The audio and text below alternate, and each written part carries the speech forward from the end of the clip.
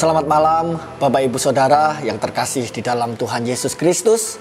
Malam ini sekali lagi kita akan merenungkan kebenaran firman Tuhan dalam suratan 1 Yohanes pasal yang kedua ayat yang ke-7 sampai yang ke-17.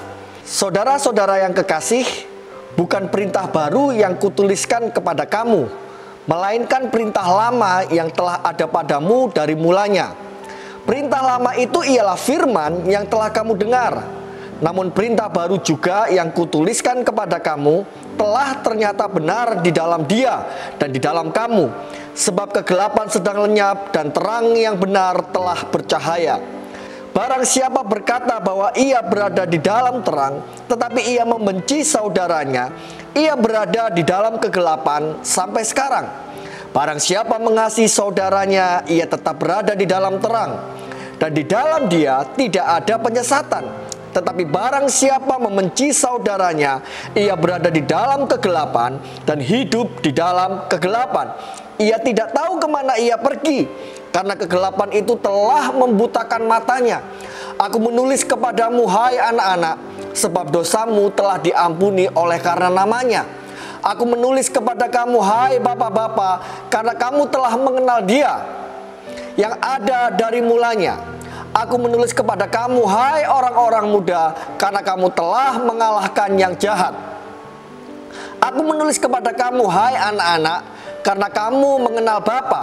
Aku menulis kepada kamu, hai bapak-bapak, karena kamu mengenal Dia yang ada dari mulanya. Aku menulis kepada kamu, hai orang-orang muda, karena kamu kuat dan firman Allah diam di dalam kamu, dan kamu telah mengalahkan yang jahat. Janganlah kamu mengasihi dunia dan apa yang ada di dalamnya. Jikalau orang mengasihi dunia, maka kasih akan Bapa tidak ada di dalam orang itu. Sebab semua yang ada di dalam dunia, yaitu keinginan daging dan keinginan mata, serta keangkuhan hidup, bukanlah berasal dari Bapa, melainkan dari dunia. Dan dunia ini sedang lenyap dengan keinginannya, tetapi orang yang melakukan kehendak Allah tetap hidup selama-lamanya.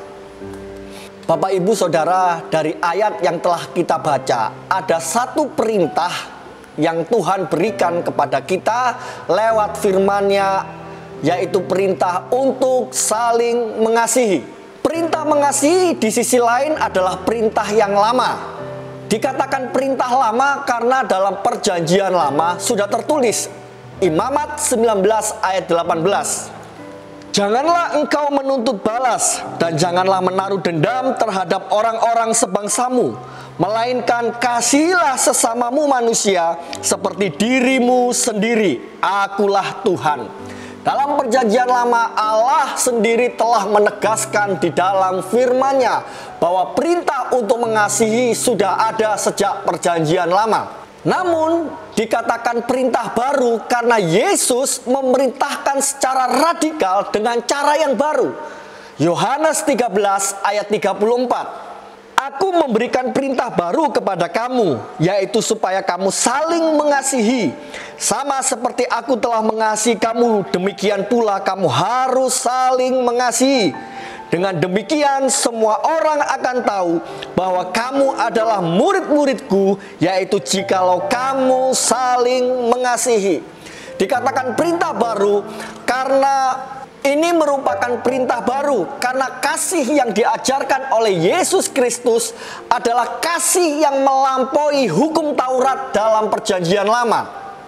Kasih tidak sekedar menghormati sesama, tetapi kasih adalah mengorbankan diri dan menjadi hamba.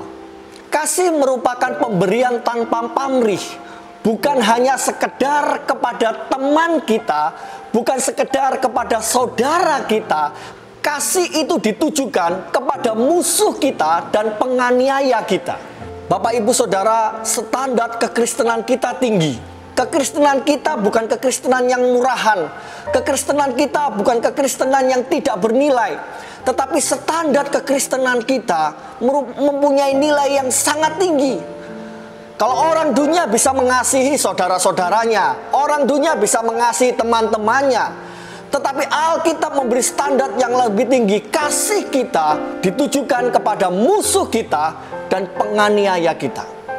Kasih semacam itu yang harus ada di dalam hidup kita. Kasih semacam itulah yang harus nyata di dalam kehidupan orang Kristen yang ada di dalam terang. Jika tidak demikian, Alkitab telah jelas, kita sesungguhnya masih hidup di dalam kegelapan. Kalau kita tidak bisa mengasihi sesama kita, kalau kita tidak bisa mengasihi musuh kita, tidak bisa mengasihi penganiaya kita, kita masih hidup di dalam gelap. Tapi kasih yang nyata, ketika kita hidup di dalam terang, kasih itu untuk semua. Kasih adalah kunci kita berjalan di dalam terang. Kita tidak dapat bertumbuh secara rohani kalau kita masih membenci musuh kita. Kita tidak dapat bertumbuh secara rohani, tidak dapat menjadi gereja yang berkualitas sesuai dengan visi gereja GPDI Theophilus ketika kita tidak mengasihi sesama kita. Bapak, Ibu, Saudara, pertumbuhan relasi kita dengan Allah akan menghasilkan pertumbuhan relasi kita dengan sesama. Sudahkah Bapak, Ibu, Saudara membangun relasi dengan Allah lebih intim lagi hari-hari ini? Menjadi pertanyaan untuk kita renungkan malam hari ini. Bapak, Ibu, Saudara, secara naluri manusia kita, secara daging kita lebih mudah mengasihi dunia ini. Kita lebih mudah terpikat dengan kemewahan dunia ini. Tetapi Alkitab dengan jelas menuliskan mengasihi dunia akan menghalangi kita untuk mengasihi Allah.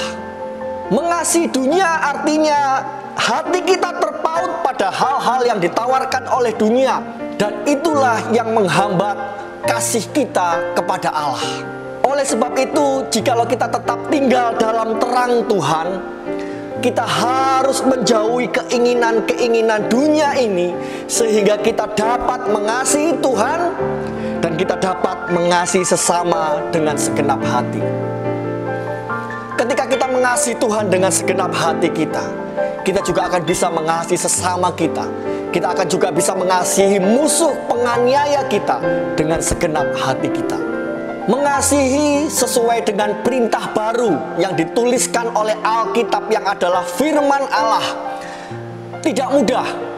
Perlu pengorbanan, perlu adanya bayar harga dari hidup kita untuk kita berikan tanpa pamrih.